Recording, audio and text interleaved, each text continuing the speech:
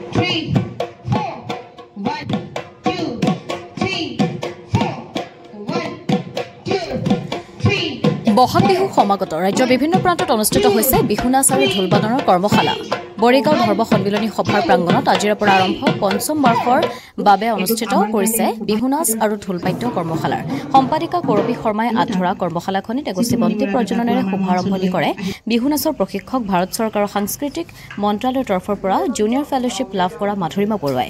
অনুষ্ঠানটোত উপস্থিত থাকে বিহু প্ৰশিক্ষক হিচাপে ঢোলৰ ওজা কৃপাল হাজৰিকা, বিহু শিল্পী উজ্জ্বল শইকীয়া, নৃত্যশিল্পী অলিম্পিয়া বৰা, বিশিষ্ট সমাজকৰ্মী পবিত্ৰ বৰঠাকুৰৰ লগতে কণমানি শিল্পী আলোক কৃষ্ণ দত্ত। কৰ্মশালাখনি অনুষ্ঠিত কৰাৰ উদ্দেশ্য মাথো এটাই, আমাৰ নতুন প্ৰজন্মৰ শিশুসকলৰ মাজত বিহু নাচ আৰু ঢোল বাদ্যৰ প্ৰতি অধিক আকৰ্ষণ কৰিব পৰা। কৰ্মশালাখনি 31 মাৰ্চলৈ অনুষ্ঠিত থাকিব। প্ৰথম দিনাই বহু সংখ্যক প্ৰশিক্ষাৰ্থীয়ে অংশগ্ৰহণ কৰা দেখিবলৈ পোৱা গৈছে। ব্যুৰ ৰিপৰ্ট, পোহৰ লাইভ 8।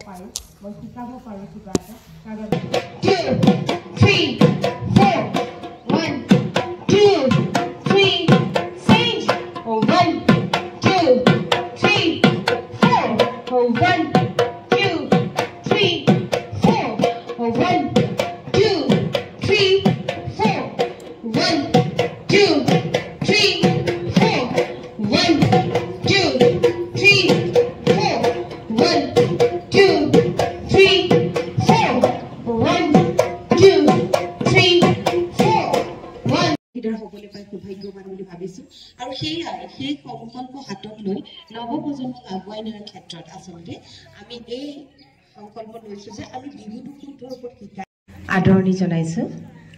মঞ্চত উপবিষ্ট বৰঠাকুৰ দাকে প্ৰমুখ্য কৰি ঢোলৰ ওজা কৃপাল হাজৰিকাদেৱ আৰু মোৰ সহযোগী হিচাপে থকা উজ্জ্বল শইকীয়া, মোৰ ছাত্ৰী এতিয়া মোৰ সহযোগ কৰে প্ৰতিটো কৰ্মশালাতে অলিম্পিয়া বৰা আৰু মোৰ আচলতে পুত্ৰ আলোক কৃষ্ণ দত্ত।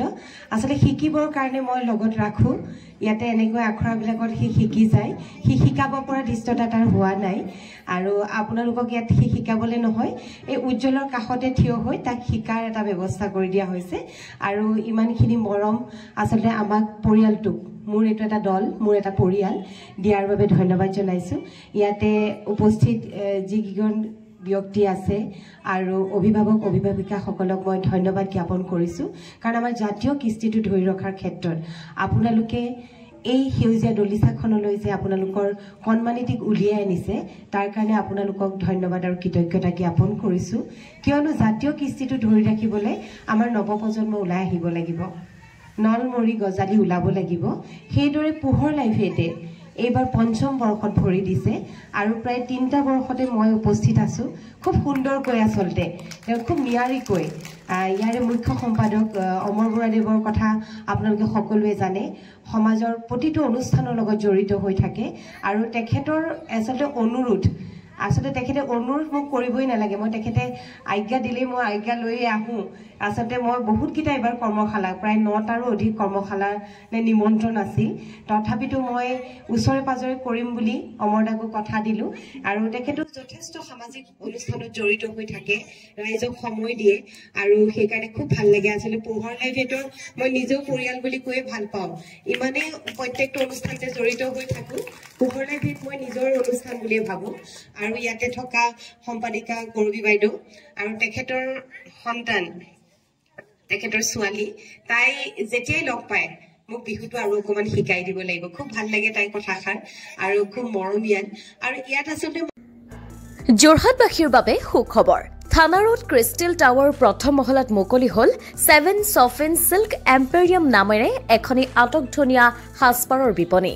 ইয়াত আধুনিক ডিজাইনৰ পিয়ৰ পাট মুগা, এৰী, নুনি, টছ আদিৰ লগতে বংগীয় হস্ত নিৰ্মিত সাজপাৰ, কাঠা ষ্টিচ, জামদানি, অসমীয়া গহনা, টেৰাকোটা গহনা উচিত মূল্যত উপলব্ধ হ'ব। বিপণীখনৰ পৰা অনলাইন যোগেদি বা হোৱাটছএপৰ যোগেদি আপুনি আপোনাৰ মন পচন্দৰ কাপোৰ তথা গহনা ক্ৰয় কৰিব পাৰিব। ঠিকনা হৈছে ক্ৰিষ্টেল ৰোডৰ প্ৰথম মহলা। যোগাযোগৰ নম্বৰ স্ক্ৰীনত আপোনালোকে নিশ্চয় প্ৰত্যক্ষ কৰিছে।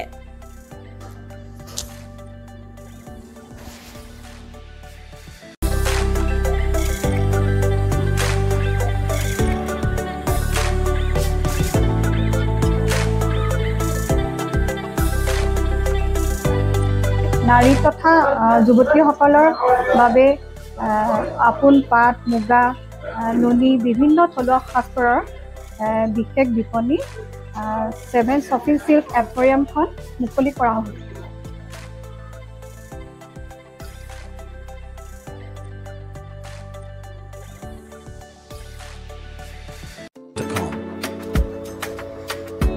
যোৰহাট তথা অসমবাসীৰ বাবে সুখবৰ। উজনি অসমৰ লগতে যোৰহাটৰ শিশু যুৱক যুৱতী মহিলাসকলৰ বাবে এয়া সুখবৰ। যোৰহাটত মুকলি হ'ল লেকমি চেলুন। যোৰহাটৰ গড় আলিৰ এপল' টাৱাৰৰ প্ৰথম মহলাত মুকলি ভাৰতবৰ্ষৰ অন্যতম জনপ্ৰিয় salon Lakme salon. Lakme salon মানে ভাৰতবাসীৰ নিৰ্ভৰযোগ্য প্ৰতিষ্ঠান। লেকমি চেলুনখনত আপুনি পাব বিভিন্ন ধৰণৰ সুবিধা, য'ত অত্যাধুনিক যন্ত্ৰৰে আপোনাক সজোৱা হ'ব। ইয়াত বিভিন্ন bridal package, makeup artist, skin care, hair dresser সুবিধা উপলব্ধ হ'ব, য'ত থাকিব ৰেহাই মূল্য। bensound.com